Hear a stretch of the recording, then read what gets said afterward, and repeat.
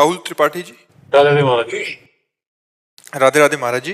महाराज जी 16 वर्ष हो गए देश सेवा में हूँ महाराज जी। अब मन अशांत रहता है महाराज जी, बहुत रोने का मन होता है। सोचता हूँ मेरा कोई नहीं है, सब खत्म हो गया है। सोचता हूँ घर वापस आ जाऊं, शायद शांति मिल जाए। आपका रिटायर कब है? समय पूरा हो गया था। समय हो गया तो वापस आ जाओ, बढ़िया। आप रिटायर हो जाओ और पूरा करके अपनी जो समय पूरी, तो पेंशन तो मिलेगी ना, पेंशन तो मिले। हाँ तो बस फिर गुरु जी मन स्थिर नहीं रह पाता गुरु जी का। हाँ देखो, आपको सच्ची बात बताएं, मन को चाहिए आनंद, और अनंत जन्मों से हम इसे आनंद ढूंढने की गलत दिशा में ले गए, विषयों की तरफ। भोगों में, विषयों में, रुपयों में, पैसों में, पदों में हम आनंद देखना चाहते हैं, तो आज तक नहीं मिला। आप देख लीजिए कौन सा ऐसा भोग है जो आपने ना भोगा हो। क्या आनंद है? एक नवीन तृष्णा है कि पुनः उसको भोगूं, शायद भोगों में सुख मिल जाए। लेकिन जीवन पूरा का पूरा व्यतीत कर दो, फिर भी आपकी ये अशांति मिटने वाली नहीं। ये तभी होगी। गोस्वामी तुलसीदास जी बड़े अनुभवी महापुरुष हैं। उन्होंने लिखा, तब लगी कुशल न जीव कहूं, सपने हूं मन विश्राम, जब लगी भजत न राम कहूं, शोक धाम तजी काम। समस्त शोकों को प्रदान करने वाले इस काम का त्याग करके जब तक भजन नहीं होगा, तब तक स्वप्न में भी मन विश्राम को प्राप्त नहीं हो। तो भगवान की बड़ी कृपा कि आप हमारे राष्ट्र सेवा में जीवन अर्पित किए। अब रिटायर होने का समय आ गया, तो आप रिटायर हो जाइए और अब जीवन को भगवान के चरणों में अर्पित कर दीजिए। नाम जप करना, परिवार में रहना, पूरे परिवार को भी भगवान का स्वरूप समझना, बड़े बुजुर्गों की सेवा करना, और नौजवानों को राष्ट्रभक्ति की शिक्षा देना। जहां तक बन सके, जैसे आप समर्पित हुए, ऐसे 10-20 और समर्पित करवाओ गांव के, उनको तैयार करो। दौड़, आप जानते हो क्या क्या चाहिए, वो तैयारी करके उनको पुष्ट करके राष्ट्र सेवा में समर्पित करो, और खुद भगवत चिंतन में अपने आप को, तो विश्राम मिल जाएगा। देख लेना, राष्ट्र सेवा कोई साधारण सेवा नहीं जो आप करके आ रहे हैं, बहुत बड़ी सेवा है। बस इसको ईमानदारी से राष्ट्र सेवा के ही भाव से किया जाए, तो अगर राष्ट्र सेवा में भी प्राण चले जाएं और नाम जब चल रहा है, राधा राधा राधा, और भावना अपने राष्ट्र के प्रति है, तो अगर नाम जब चल रहा है तो उसको भगवत प्राप्ति होगी। अगर नाम जप नहीं चल रहा और शरीर छूटा तो स्वर्ग की प्राप्ति होगी। अर्जुन जी को कहा है कि अगर जीतोगे तो पृथ्वी का भोग करोगे, अगर शरीर पूरा होगा, मरोगे, तो स्वर्ग का राज्य भोगोगे।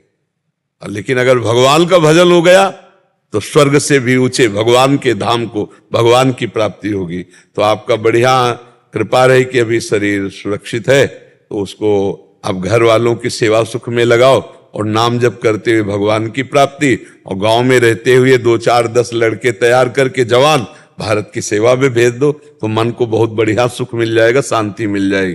सच्ची बात तो है कि जब तक मन भगवान से नहीं जोड़ा जाएगा, तब तक इसको विश्राम नहीं मिलेगा। या हम जिस से मन को जोड़ते हैं, वहां से मन अशांत हो जाता है। देख लो ना, जिन जिन भोगों को आप भोगते हो, उसके बाद तुरंत उसको नवीन भोग चाहिए। ये नहीं है, वो चाहिए, अगर सुख मिला होता तो ये बात खत्म हो जाएगी और मन एकदम शांत हो जाए। वो मिलेगा भगवान में, वो अन्य जैसे केवट जी को मिला, भगवान के चरण धो रहे, अति आनंद उमग अनुरागा, तो आप कह रहे हैं अब कछुनाथ न चाहिए मोरे, अब नहीं चाहिए। ये मिला सुख भगवान के नाम में, भगवान के रूप में, भगवान के चरणों का जो सुख मिलता है, यही मन को विश्राम देता। बढ़िया अवसर आपका है, निकल जाओ, अब अवसर है भगवान के चरण। हाँ, विष्णु प्रिया जी, राजस्थान। राधे राधे महाराज जी। महाराज जी, जब जीवन में प्रतिकूलता थी तब भी भजन बन रहा था, अनुकूलता हुई तब भी बन रहा था, पर कुछ समय से वैसा भजन नहीं बन रहा जैसा हो रहा था। हृदय में बहुत जलन होती है कि हमसे कहाँ त्रुटि हो गई है, कुछ समझ नहीं आ रहा महाराज। दो बातें देख ले। पहले तो देखे किसी वैष्णव का अपराध तो नहीं बना, वैष्णव निंदा सुनना या किसी वैष्णव के प्रति दोष दर्शन। और दूसरा है कि हमारा आहार गलत हो गया। आहार जैसे गलत हो गया तो फिर 2-4 दिन विक्षेप पड़ेगा। लंबा विक्षेप पड़ रहा है तो वैष्णव अपराध है, 2-4 दिन का विक्षेप पड़ रहा है तो आहार का है। थोड़ा आहार गलत होने पर फिर भजन में, और 1 घंटा 2 घंटा का विक्षेप होता है वो गुणों का होता है। जैसे सतोगुण तो खूब भजन में मन लगा, रजोगुण तो भोगों की इच्छाएं जागृत हुई, तमोगुण तो बिल्कुल भजन में मन नहीं लग रहा। तो ये गुणों का है, जो सतोगुण, रजोगुण, तमोगुण, इसका चक्र का है। अगर 2-4 दिन में भजन में विक्षेप पड़ रहा है तो भोजन का है, और अगर लंबा चल गया तो वैष्णव अपराध है। फिर देख लीजिए, तो ढूंढ लीजिए आप। अगर आपको ना समझ में आए तो ठाकुर जी के सामने बैठकर प्रार्थना कीजिए, तो आपकी याद में आ जाएगा कि आपसे क्या गलती हुई। सुशांत दास जी। जय जय राधा वल्लभ श्री हरिवंश। महाराज जी, बाबा मैं अति तुच्छ अदम एवं नीच कुल में जन्मा हूँ, आपके जैसा संत की कृपा से मुझे। कुल का तो पहले भ्रम हटाओ, आज के बाद कभी ये शब्द मत बोलना, हमारी बात समझो। जाति पाति कुल कर्म धर्म व्रत संस्कृति हेतु अविद्यानासी, हमारे यहां इसकी कोई मान्यता नहीं। हम श्री ठाकुर जी को जब समर्पित हो गए तो आप अच्युत गोत्री हैं, भगवान के हैं। अब आप अपने कुल का याद क्यों करते हैं? शरीर जन्मा जिस कुल में, अब ये शरीर गुरु को समर्पित हो गया, तो जो गुरु का कुल, इष्ट का कुल, वही हमारा कुल। समझ रहे ना? आज के बाद तो ये शब्द बिल्कुल हटा दीजिए। सब पांच भौतिक शरीर है, सब ईश्वर के अंश हैं। ये केवल मर्यादा, शास्त्र मर्यादा शरीर राग त्याग के लिए बनी थी इसलिए कि अब जब हम हरि शरण में हो गए तो हम उसका आदर नहीं करते, हम आदर करते हरि शरण का। अहो वत्सो पचतो गरीयान यद जिभ्यागे वर्तते नाम तुभ्यम। अगर वो चांडाल भी है, उसकी जिभ्या से हरि नाम निकल रहा है तो उसका चरणामृत लेके पिएंगे, माथा रखेंगे। और बहुत उच्च कुल का न जाने कितने गुणों वाला हो और भगवान का भजन नहीं करता तो हमारे लिए कोई खास बात नहीं है। हमारे लिए जो भजन कर रहा है, जो सच्चे आचरण से चल रहा है, हम उसको प्रणाम करेंगे, उसका चरणामृत लेंगे। राजसु यज्ञ में ब्रह्मा जी, शंकर जी, बड़े बड़े महापुरुष आए थे, लेकिन यज्ञ की पूर्ति जानते हो किससे हुई? सोपच वाल्मीकि से। भगवान ने करके दिखा दिया कि भक्ति सर्वोपरि है, और जो भक्ति धारण करे वो सर्वोपरि है। उसमें ये नहीं है कि कुल हो सब, ये तो भूल जाओ आज से। तिलक लगाए हो, अब अच्युत गोत्री हो, हरि के हो, ठीक है? अब दूसरी बात करो। बाबा आपके जैसे संत की कृपा से मुझे श्री वृंदावन धाम की रथ में स्थान मिला। बाबा मुझ जैसे तुच्छ व्यक्ति पर करुणा करके श्री वृंदावन धाम के रसिक भक्तों के चरण धूलि एवं करुणामयी श्रीमती राधा रानी की सेवा प्राप्त करने के लिए किंचित भिक्षा मांगता हूँ। हाँ, जो गुरु जी ने मंत्र दिया है, नाम दिया है, उसका जप करो और रोज शरीर रज में लुटवाओ। निधिवन जहां कहीं भी रज लगाओ, और शरीर जवान है तो परिक्रमा लगाओ वृंदावन की, और भगवत लीला गायन करो। एकांत में बैठ के भागवत, ये दशम स्कंद का हिंदी से ही सही, लीलाओं से बहुत जल्दी हृदय प्रभु में अनुराग युक्त होता है। जब हम लीला गायन करते हैं तो धीरे धीरे हमें रोना आने लगता है, प्रभु अपने लगने लगते हैं।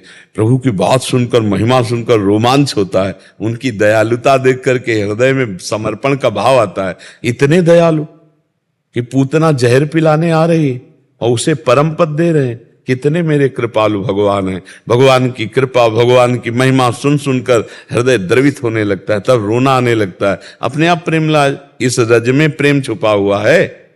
ये जो वृंदावन की रज है, ये प्रेम प्रदान करती है। वृंदावन प्रेम प्रदान करता है।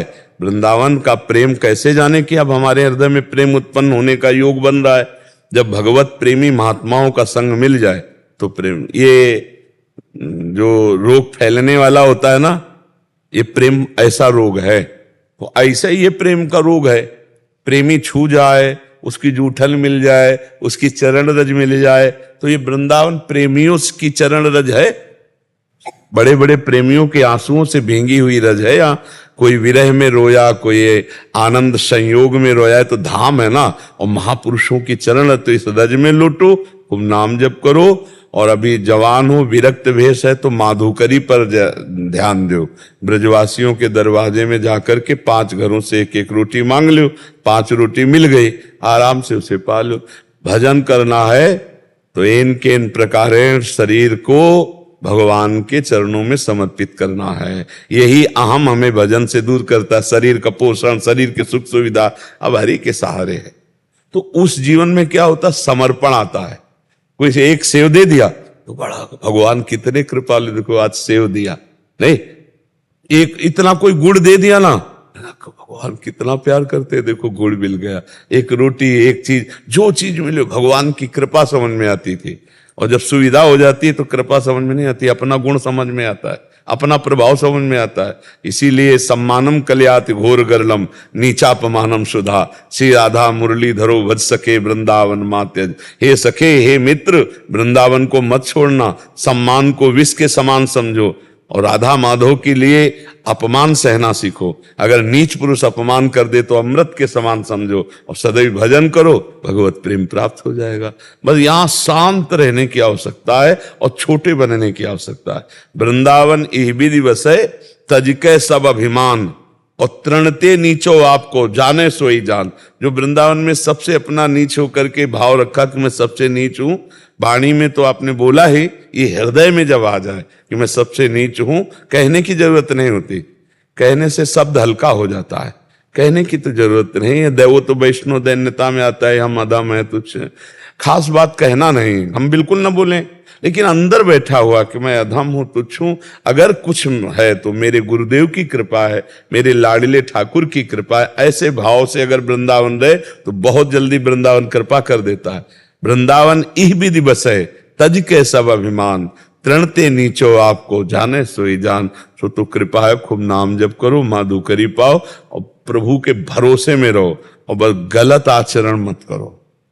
मोबाइल रखते हो?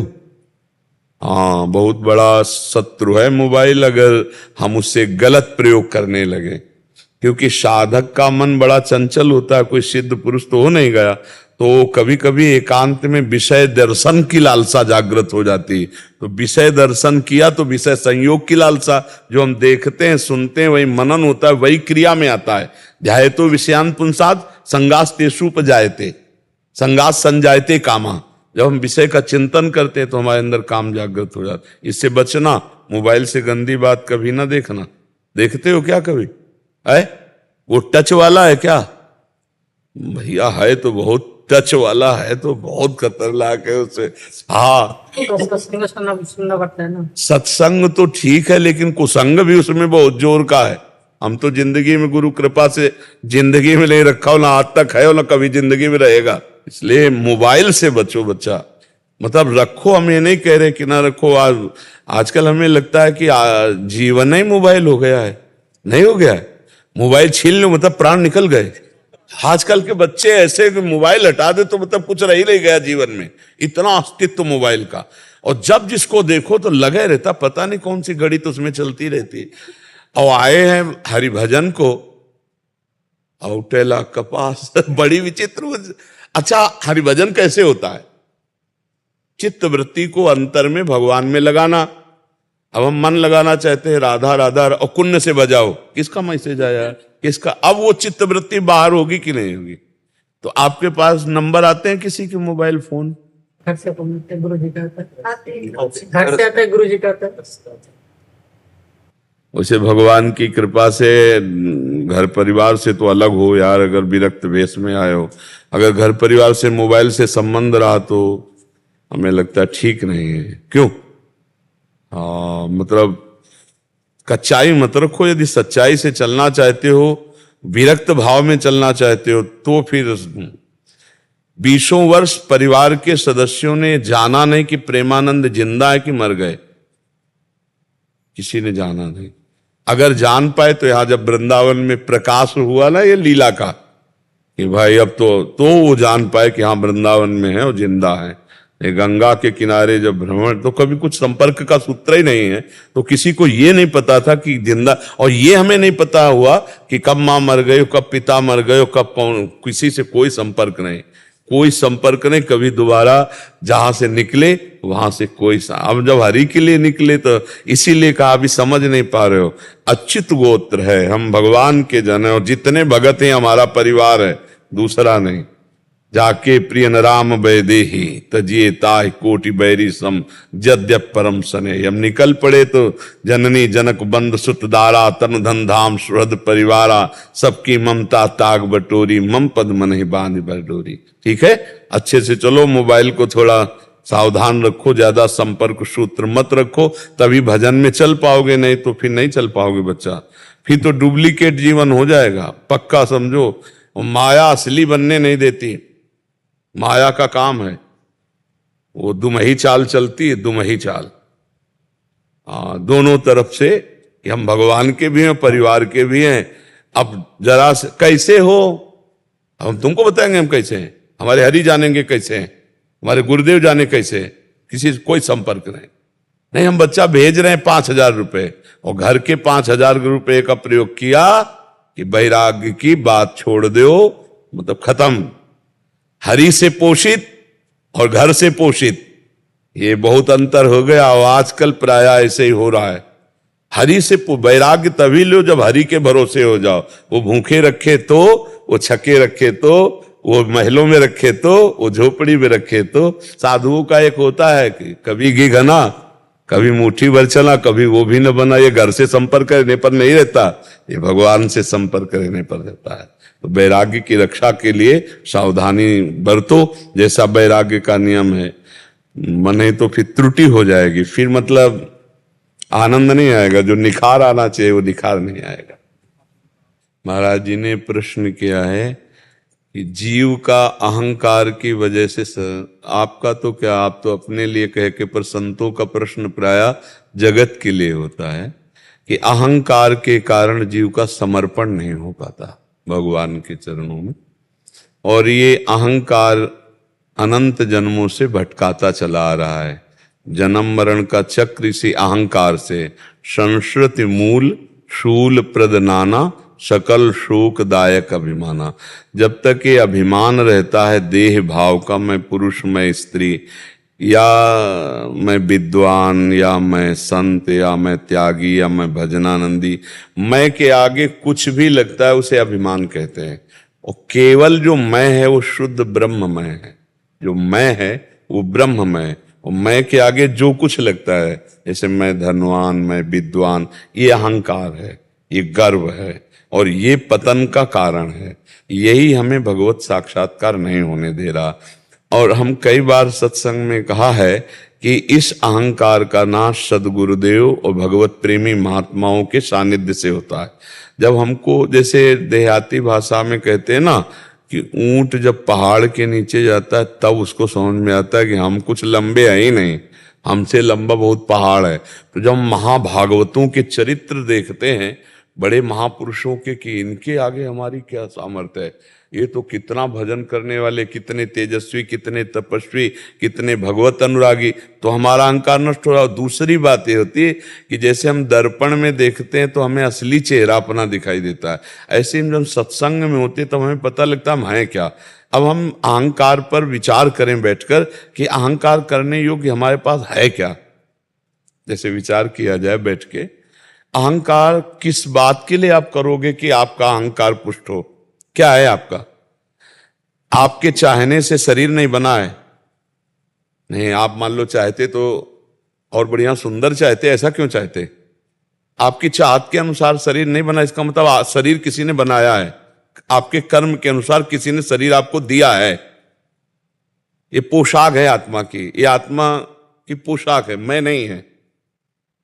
शरीर का अहंकार करना तो व्यर्थ है, क्योंकि आपका बनाया हुआ है नहीं। वो चाहे कृपा करके आपको इतना सुंदर शरीर दिया नहीं, आपको अंधा बना सकता था, आपको बहरा बना सकता था, आपको गूंगा बना सकता था, और ऐसे हैं भी संसार में। तो अगर आप स्वस्थता का अभिमान लेते हैं तो व्यर्थ का है, क्योंकि वो आपका रचना नहीं है, आपके कर्म के अनुसार प्रभु ने आपको रचना की। तो आप शरीर का अहंकार नहीं कर सकते। अच्छा, बुद्धि, तो आप बुद्धि में देखो, आपने बुद्धि में कुछ बनाया है क्या? जितनी मालिक ने दे दी उतना ही है। कोई बहुत बुद्धिमान है, कोई थोड़ा कम बुद्धिमान है, कोई मूर्ख है। तो बुद्धि का भी और धन का मालिक नहीं दिया, नहीं तो कौन नहीं चाहता अरबपति बन जाए, नहीं। और किसी कोई ऐसे हैं कि बिल्कुल बुद्धिमान नहीं और अब खरबपति हैं, ऐसी जगह जन्म हुआ, प्रॉपर्टी उनको उनके परिवार की मिल, बहुत संपत्तिवान। तो संपत्ति का भी गर्व नहीं, वो प्रभु ने दिया है। हर विषय में जब देखो तो केवल भगवान की कृपा मुझे दिखाई देती है। कि जैसे आप बहुत त्यागी हैं तो भगवान ने आपको त्याग कराया, आप बहुत ज्ञानी हैं तो भगवान ने आपको ज्ञान दिया, आप बहुत तपस्वी हैं तो भगवान आपसे तपस्या करा रहे, आप बहुत तेजस्वी हैं, तो भगवान ने अपना तेज आप में रख दिया है, इसलिए आपका प्रभाव बढ़। तो मुझे लगता है अहंकार करने का कोई जगह नहीं है। अच्छा, जब सच्चा सद्गुण आता है जो ब्रह्मबोध, उसमें अहंकार होता नहीं, और जब तक वो आया नहीं तब तक अहंकार है, तो अहंकार करने लायक नहीं है। तो हमें अंदर विचार करना चाहिए कि अहंकार है तो किस बात का है, विचार किया जाए किस बात का अहंकार है। जैसे कहा जाए कि हम संत, तो हमें भगवान ने बनाया है संत, नहीं हम बन सकते थे क्या संत? मान लो हम अखंड ब्रह्मचारी, तो भगवान ने बनाया, ने 2 मिनट में व्यभिचारी बन जाएगा। 2 मिनट में, 2 मिनट तब पूर्ण होंगे जब ब्रह्मचारी शब्द हट जाएगा, वो व्यभिचारी हो जाएगा। ऐसी प्रचंड माया है। हम गौर करके देखें तो अभिमान करने लायक कुछ है ही नहीं। एक बात है अभिमान करने लायक, कि हमारे प्रभु, और ये अहंकार बड़ा मंगलमय है। तो जो अहंकार है वो विचार विवेक के द्वारा नष्ट होता है। सत्संग से विवेक होता है, विवेक केवल सत्संग से होता है। बिनु सत्संग विवेक न होई, और राम कृपा बिनु सुलभ न सोई। भगवान की कृपा से सत्संग मिलता है, और सत्संग से विवेक होता है। और जब विवेक से देखते तो अहंकार करने लायक नहीं, कुछ भी नहीं। जैसे किसी को अहंकार है कि मैं बहुत बढ़िया बोल लेता हूं, भगवान की कृपा है, नहीं एक शब्द फिसल जाएगा तो पूरा हाहाकार मच जाएगा। बुलवाने वाले वही है, वही मुख में बैठ जाते। मूकम करोति वाचालम पंगुम लंघयते गिरिम यत् कृपा तमहम मंदे पर। हमें लगता है कुछ अहंकार करने लायक नहीं, कुछ अहंकार करने लायक नहीं। बहुत सुंदर शरीर, 1 मिनट में चटनी बन जाता है, रोड में नहीं हो जाता, कुछ अहंकार करने लायक नहीं। जब ये बात समझ में आ जाती है तब हमारा शरणागति भगवान की तरफ, कि सब कुछ भगवान का दिया हुआ है, इसमें मेरा क्या है, आपका है क्या? आप क्या एक श्वास भी तो नहीं खींच सकते? आप ऐसे नहीं कर सकते। अगर आखिरी श्वास हो तो आप एक श्वास भी नहीं खींच सकते। तो सब कुछ सिस्टम से चल रहा है, आपको केवल इस सिस्टम में विचार करके चलाने का जिम्मेवारी दी गई। गाड़ी चल रही भागवतिक पावर से, अब गलत दिशा में जा रहे हो या सही दिशा, ये आपके ऊपर छूट दी गई। अब गलत दिशा में जाकर अहंकार करोगे तो दुर्गति हो जाएगी, सही दिशा में आकर भगवत कृपा का अनुभव करोगे तो सदगति हो जाएगी। यही विचार करना है। तो अहंकार समर्पण करने के लिए सत्संग है, सत्संग से विवेक है, और विवेक के द्वारा हम जब देखते हैं तो कोई अहंकार करने लायक चीज हमें लगती ही नहीं कि जिसका हम अहंकार करें, कि हम अमुक वस्तु का अहंकार करने लायक, ऐसा लगता ही नहीं। क्योंकि जिधर दृष्टि डालो वो सब प्रभु प्रदत्त है, भगवत प्रदत्त है। तो अहंकार नहीं, दैन्यता आती फिर, और जितनी दैन्यता आएगी उतने भगवान के समीप होते जाएंगे। यही दरबार दीन को आदर, रीत सदा चली आई, यही दीन पियारे वेद पुकारे, द्रवो सुश्री भगवाना। तो हे संत भगवान, आप बताओ अहंकार किस बात का, कहां अहंकार की गुंजाइश है? 4 लोग प्रणाम कर रहे हैं तो भेष को प्रणाम कर रहे हैं। भेष किसका है? भगवान का, गुरु का। तो गुरु को प्रणाम हो रहा है, जो प्रणाम नमस्कार वो इष्ट को हो रहा है, क्योंकि ये मानकर लोग हाथ जोड़ रहे कि भगवान के भक्त हैं। नहीं, अभी दाढ़ी रखे रहो, दाढ़ी पर रखे रहो। आजकल लोग दाढ़ी रखाना और पैंट शर्ट पहन लो बस, फिर देखो कोई तुमसे नहीं बोलेगा कि महाराज जी प्रणाम, ऐसा नहीं करेगा, क्योंकि भेष को प्रणाम हो रहा है। अच्छा, भेष है और उद्देश्य है, बहुत बढ़िया भजन सब चल रहा है, तब तो अहंकार करने की जरूरत है नहीं, क्योंकि गुरु की कृपा है, भगवान की कृपा है, तभी भजन हो पा रहा है। तो हमें लगता है विचार किया जाए तो अहंकार नष्ट हो सकता है। नहीं, फिर भगवान अगर अपनी तरफ से अहंकार नष्ट करने की लीला करेंगे तो बहुत बड़ा मेजर ऑपरेशन होगा। वो ऑपरेशन झेल पाना बड़े बड़ों के लिए कठिन हो जाता है। नारद जी का मेजर ऑपरेशन किया, देखो चरित्र, जो नारद चरित्र पढ़ के आप देख लो। गरुण जी का मेजर ऑपरेशन, काघुसुल जी कीन हो इस कबहू अभिमाला, सो खोवलचा कृपा लिदाला। तो इस बात से भी डरो कि बेकार का अगर अहंकार रूपी फोड़ा बढ़ाया तो मेजर ऑपरेशन होगा, और ये ऑपरेशन बेहोश में नहीं होता, होश का इंजेक्शन लगा के होता है। जो भगवान ऑपरेशन करते, यहाँ के डॉक्टर ऑपरेशन करते हैं बेहोश का इंजेक्शन लगा के, हमारे ठाकुर जी जब ऑपरेशन करते हैं तो एकदम होश का इंजेक्शन और फिर ऑपरेशन होता है। तो डरा जाए अहंकार करने से, और विचार किया जाए कि अहंकार करने लायक कुछ है ही नहीं, तो भगवान की शरणागति पुष्ट हो जाएगी। क्यों महाराज जी? शरणागत और समर्पण दो शब्द हैं, एक ही है। शरणागति, प्रपत्ति, आत्मसमर्पण ये एक के ही पर्यायवाची है।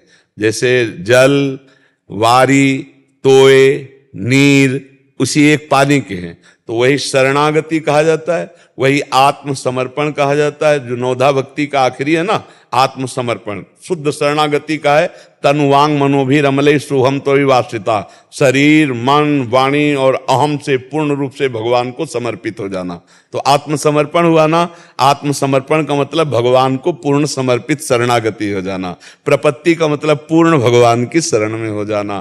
तो आत्मसमर्पण, शरणागति, प्रपत्ति, अवलंबन, भगवद आश्रय ये एक ही तत्व के पर्यायवाची शब्द है। उसे चाहे कह दिया जाए पूर्ण भगवद आश्रित हो जाए, चाहे कहा जाए पूर्ण भगवत अवलंबन ले ले, चाहे कहा जाए पूर्ण प्रपत्ति हो जाए, चाहे कहा जाए पूर्ण शरणागति हो जाए, और चाहे कहा जाए आत्मसमर्पण कर। नवदा भक्ति आखिरी नवी है आत्मसमर्पण। श्रवणम, कीर्तनम, स्मरणम, विष्णुपाद सेवनम, अर्चनम, वंदनम, साक्ष्यम, आत्मनिवेदनम। दास्यम जो आत्मनिवेदन, मैं प्रभु के चरणों में तन से, शरीर से, मन से, वचन से समर्पित हूं। बस उसी को, जैसे अर्जुन जी कह रहे हैं शिष्यस्ते हम, भगवान नहीं बोले साधिमाम प्रपन्नम। अब प्रपन्न शब्द वह आया, प्रपन्न का मतलब शरणागति। तो कहीं शरणागति आया, कहीं प्रपन्नता आई, कहीं अवलंबन आया, कहीं आश्रय आया, कहीं आत्मसमर्पण आया, पर है वो एक ही बात। समझ पा रहे हैं आप? दास बिहारी दास जी अमेरिका से। राधे राधे महाराज जी। महाराज जी, विदेश में रहते हुए भी आपकी वाणी का संग प्रतिदिन मिलता है। आज आपकी वाणी और वपु संग साथ में प्राप्त होने से आपको अपने आप को बहुत भाग्यशाली मान रहा हूँ। गुरुदेव, आप संत हृदय गोस्वामी तुलसीदास जी के वाक्य जाके प्रिय न राम वेदेहि तजिए ताहि कोटि वैरिसम यद्यपि परम सनेहि के विषय में कई बार कह चुके हैं। इसी पर कुछ और स्पष्टीकरण चाहता हूँ। परिवार में कई बार अत्यंत प्रतिकूल वातावरण होने से साधना में अवरोध। हाँ देखो, हमारे प्रतिकूल व्यवहार हो तो हम उसको बर्दाश्त करेंगे, लेकिन इष्ट के भजन में विघ्न डाल दिया जाए कि तुम कंठी नहीं पहन सकते, तुम तिलक नहीं लगा सकते, तुम पाठ नहीं कर सकते, तुम भजन नहीं कर सकते, तो आप तो काफी अवस्था के हो। प्रहलाद जी तो 5 वर्ष के थे जब हिरण्यकश्यप ने कहा तुम हरि नहीं बोल सकते, तो पहले पिताश्री जी कहकर प्रणाम किया था, लेकिन जब कहा हरि नहीं बोल सकते तो उनका दैत्यराज, ये किसी के सिखाने पढ़ाने से मेरी भक्ति नहीं है। 5 वर्ष का बालक ऐसे दहाड़ के निर्भय बोल रहा है, हर क्रिया करो आदि मारने वाली, लेकिन प्रहलाद जी एक भी डरे नहीं। जाके प्रिय न राम वैदेही तजिए ताहि कोटि वैरिसम, तजो पिता प्रहलाद, पिताश्री है, साष्टांग दंडवत करते थे। लेकिन जब भगवान का विरोध कर दिया कि तू भजन नहीं कर सकता, हरि नहीं बोल सकता, त्याग कर दिया, दैत्यराज कहकर बिल्कुल खिलाफत पे खड़े हो गए। प्रहलाद, विभीषण बंधु, रावण के पैर छूते थे विभीषण जी, लेकिन जब भगवान से विरोध की बात की रावण ने, तो उनका नहीं। उत्तम बात यह है कि जो अपराध किया उसका मार्जन करो, जानकी जी को वापस करके भगवान की शरण में हो जाओ। तो लात मारी, तब कहा तुम पितु सरेश भले ही मैं मारा, राम भजे हित नाथ तुम्हारा। अब मैं भगवान की शरण में जा रहा हूं। फिर ललकार करके रावण से युद्ध किया है, संग्राम में रावण की छाती पे गदा मारा। तजो पिता प्रहलाद विभीषण बंद, त्याग दिया रावण। और भरत महतारी, भरत जी प्राणों से भी अधिक प्यार कैकेयी जी को करते थे, लेकिन जब सुना कि मेरे को राजगद्दियों, मेरे प्राण प्रीतम भगवान श्री राम को 14 वर्ष का वनवास, तो कहा पापिनी आज के बाद तेरा मुख नहीं देखूंगा। भरत जी ने जीवन में कभी कैकेयी जी को मां नहीं कहा, कभी आंख मिला के बात भी नहीं, पूरे जीवन में नहीं की, क्योंकि भगवान का विरोधी मुझे साबित कर दिया। 14 वर्ष का वनवास भगवान राम को दिया। तजो पिता प्रहलाद विभीषण बंधु भरत महतारी गुरु बलि तजो। शुक्राचार्य जी मना कर रहे थे कि दान मत दो 3 पग पृथ्वी का, क्योंकि ये कोई साधारण ब्रह्मचारी नहीं है, स्वयं भगवान श्री हरि है। नहीं माना बात, अपने गुरु का त्याग करके हरि को 3 पग पृथ्वी का दान। गुरु बलि तजो और कंत ब्रज बंतन, समस्त गोपियों ने अपने पतियों का त्याग कर परम पति श्री कृष्ण का बन, और भय मुद मंगलकारी, सबका महामंगल हुआ और सब महामंगल करने वाले बन गए। इसलिए जाके प्रिय राम वैदेही तजिए ताहि कोटि। ये जीवन हमारा भगवान के लिए, अगर कोई हमें भगवान से बिलक करता है तो हम उससे अलग हो जाएंगे, लेकिन भगवान से बिलक नहीं होंगे। हमें सताओ हम सह लेंगे, लेकिन हमारी भक्ति में बाधा पहुंचाओगे हम नहीं सह पाएंगे, भगवान का विरोध हम नहीं सह पाएंगे। ये भाव इसका है, जाके प्रिय राम वे, चाहे कोई रिश्तेदार हो, कोई नातेदार हो, कोई संबंधी हो, इन घने संबंधों से बढ़कर तो और कोई होता नहीं। माता पिता गुरु और पति, और ये जो संबंध है बड़े घने संबंध है। इनके लिए उदाहरण दिया, तजो पिता प्रहलाद विभीषण बंधु भरत महतारी, गुरु बलि तजो कंत ब्रज बनितन भे मुद मंगलकारी। तो जाके प्रिय राम वैदेही तजिए ताहि कोटि बैरिशम जद्यप परम स्नेही। अपने शरीर को दुख दे तो सह लेंगे, लेकिन भक्ति का अगर विरोध करोगे तो हम आपका संबंध मानेंगे ही नहीं, हम आपके संबंध का ही त्याग कर देंगे।